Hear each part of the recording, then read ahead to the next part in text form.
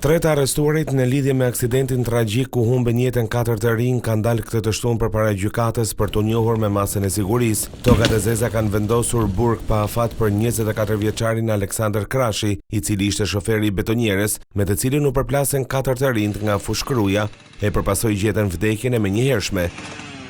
Ai ka thënë se ka tentuar që të ndihmonte viktimat, por nuk ka arritur dot pasi benzi kishte shpërthyer në flak. Nuk jam larguar me njëherë nga vendi i ngjarjes. U përpoqja maksimalisht t'i ndihmoj. Dera e makinës nuk hapej. Lajmërova edhe një koleg, shofer të një betoniereje tjetër që të vinte për të më ndihmuar me shuarjen e zjarrit. Më pas, ai është larguar nga frika e një hakmarrjeje të mundshme. Pavarësisht dëshmisë së tij, gjykata vendosi që të lërte riu në qeli.